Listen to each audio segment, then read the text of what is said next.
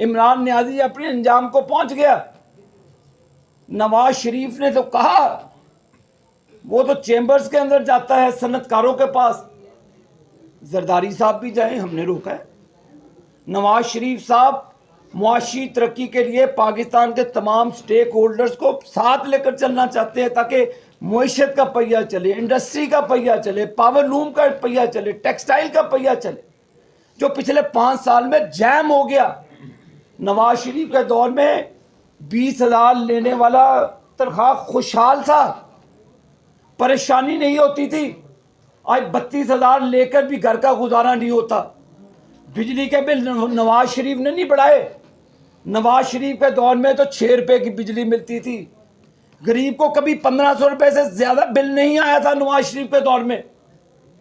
یہ گیس کا بل 200-300 روپے آتا تھا. LNG کے منصوبے لگنے جا رہے تھے، ٹنل بچھ رہے تھے، انڈسٹری کو گیس دی جا رہی تھی، ڈومیسٹک کنزیومر کے لیے علیحدہ گیس کی پائپ لائنیں بچھائی جا رہی تھی. یہ تھا ویژن اس لیڈرشپ کا جس کا نام نواز شریف تھا. اور اس کا کیا کیا؟ اس کا خمیازہ پھر اب قوم نے بھگتا. دوسری طرف وہ چور نیازی جس کی داستان کرپشن کی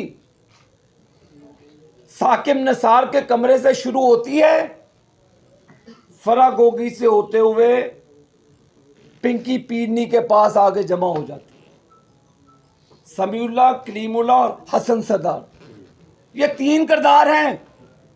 انہوں نے تو ہاکی کے اچھا نام کیا، تو اس نے جو سلیم شیروانی والا کام کیا کہ اپنی ڈی میں خود ہی گول کر دیا. اللہ تعالیٰ نے اقتدار دیا تھا، آپ نے پنکی پیرنی پیدا کر دی. اللہ تعالیٰ نے اقتدار دیا تھا، آپ نے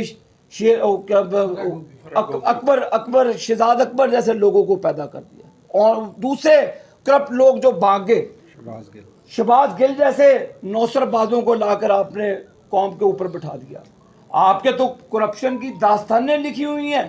مراد سعید جیسی جو وزیر تھے اربوں خربوں کی کرپشن کر کے چلے گئے. آپ پاکستان کو کہتے ہیں میں ایماندار ہوں.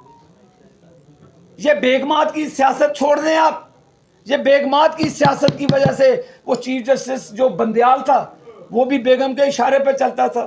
جو دوسرے وہ لوگ تھے وہ بھی بیگموں کے کہنے پہ نواز شریف کو سزائیں دے کے چلے. خدا را 26 کروڑ عوام کا پاکستان ہے. نواز شریف اگر بلوچستان جاتا ہے، بلاول صاحب چیختے ہیں.